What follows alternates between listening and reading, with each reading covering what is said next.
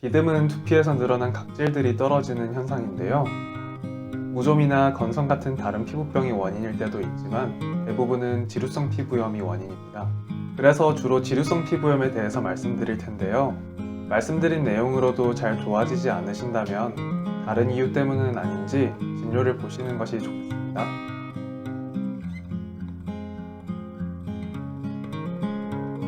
안녕하세요. 피부과 전문의 김도엽입니다. 사람 피부에는 피부 상재균이라고 해서 다양한 세균들과 곰팡이가 살고 있는데요. 마이크로바이옴이라고 부르기도 합니다. 그런데 세균이나 곰팡이가 있다고 꼭 병이나 문제를 일으키는 건 아닙니다. 소장이나 대장에도 유산균같이 우리 몸에 좋은 영향을 주는 세균이 있듯이요.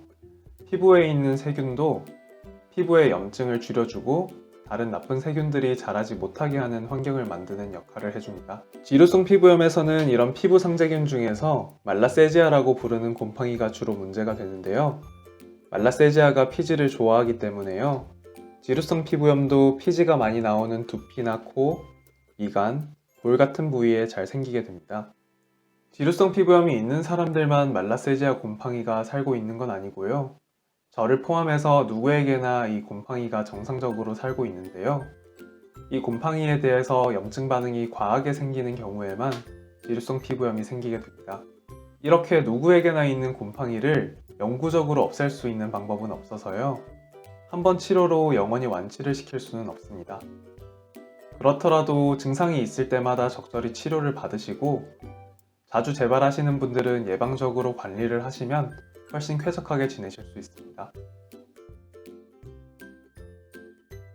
말라세지아에 대한 과도한 염증 반응이 지루성 피부염의 원인이기 때문에요. 말라세지아 혐오균을 줄이는 성분을 사용해서 치료를 할 수 있는데요. 그런 성분들 중에서 시클로피록스, 케토코나졸 성분이 들어있는 샴푸가 각각 일반 의약품으로 나와 있습니다.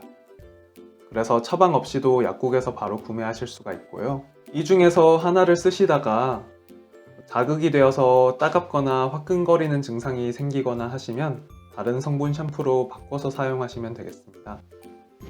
샴푸마다 머릿결이 정돈되는 정도나 사용감의 차이가 있을 수 있으니까 효과가 비슷하다면 좀 더 마음에 드시는 제품으로 사용하셔도 되고요. 실점은 지루성 피부염이 있는 부위는 머리카락이 아니라 두피니까요. 샴푸로 거품을 낸 다음에 머리카락에만 묻히시면 안 되고요. 두피까지 성분이 닿을 수 있게 부드럽게 문질러 주셔야 됩니다. 로 헹궈내면 효과가 떨어지니까 5분 정도 묵혀둔 후에 미지근한 물로 헹궈내시면 되고요. 손가락을 세워서 감으시다가 손톱에 두피가 긁히게 되면 지루성 피부염이 심해질 수 있으니까요. 손가락 끝이 아니라 도톰한 부분으로 부드럽게 문질러 주셔야 됩니다. 샴푸마다 각각 용법에 맞게 일주일에 2회나 3회를 사용하시면 되고요. 일반 의약품 샴푸를 사용하지 않는 날에는 가지고 계신 일반 샴푸를 번갈아 사용하시면 됩니다. 자주 재발하시는 분들은 좋아진 후에도요. 일주일이나 2주일에 한 번 정도씩 예방 목적으로 사용하시는 것도 좋습니다. 마지막으로 일반 의약품은 아니고 해외에서 직구로 구해야 하는 샴푸지만요. 황화셀레늄 성분이 들어있는 샴푸도 말라세지아를 줄여주기 때문에 지루성 피부염 관리에 도움이 될 수 있겠습니다. 두피 속은 잘 안 보이기도 하고요. 머리카락 때문에 잘 긁기도 힘들어서 답답하니까 자꾸 긁게 되는데요. 긁으면 염증이 더 심해지면서 지루성 피부염이 더 심해지거나 더 넓어질 수 있겠습니다. 또 비듬이 많이 생기니까 비듬을 긁어서 없애려고 하는 분들이 있는데요. 두피를 빗으로 긁거나 샴푸를 할 때 너무 박박 문지르거나 하는 분들이 있습니다. 그런데 이러면 손으로 긁는 것과 마찬가지로 두피가 손상이 되고요. 염증이 더 심해지면서 각질이 평소보다 더 빨리 만들어지고 더 많아지게 됩니다. 결과적으로 각질층이 떨어져서 나오는 비듬도 더 늘어나기 때문에요. 각질을 전부 떼서 없애려는 방법은 가능하지도 않고요. 하시면 안 됩니다. 몸이 너무 피곤할 때나 스트레스나 불안, 우울 같은 문제 때문에 지루성 피부염이 심해지기도 합니다. 그래서 컨디션을 잘 관리하시는 것도 중요하고요. 스트레스가 너무 심하시다면 정신건강의학과 진료가 도움이 되실 수도 있겠습니다. 또 지루성 피부염이 너무 심해지면 그 자체로도 스트레스의 원인이 되니까요. 지루성 피부염을 적절히 치료하시는 것도 중요합니다. 네덜란드에서 지루성 피부염이랑 먹는 음식 사이 관계를 연구했는데요. 육류나 감자, 술을 많이 섭취하는 분들이 지루성 피부염이 있는 경우가 많았습니다. 이유는 적색육이나 가공육, 튀긴 음식, 당류, 정제된 곡물 같은 음식들이 체내의 염증을 늘리기 때문이라고 추정되고 있고요. 또 과일을 적게 드실수록 지루성 피부염이 있는 분들이 많았는데요.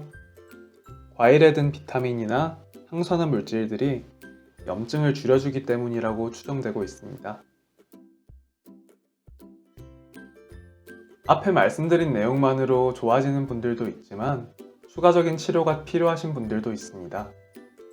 치료를 하셔서 빨리 염증을 가라앉히시는 게 장기적인 두피 건강에도 도움이 되기도 하고요. 피부과에 오시게 되면 두피에 생긴 지루성 피부염에는 주로 바르는 스테로이드를 사용하시게 되고요. 염증을 줄여주기 때문에 각질과 가려움증도 줄어들게 됩니다. 머리카락을 헤쳐보면서 정확한 위치에 발라줘야 되니까 다른 사람한테 발라달라고 부탁하시는 게 더 좋고요. 일반 의약품 샴푸랑 마찬가지로 머리카락에 바르시는 게 아니고 병변이 있는 위치인 두피에 발라주셔야 됩니다.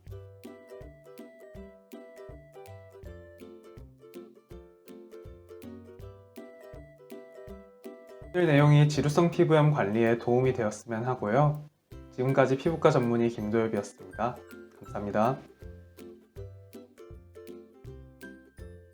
영상이 마음에 드셨다면 좋아요, 다음 동영상이 궁금하시다면 구독과 알림 설정 부탁드립니다.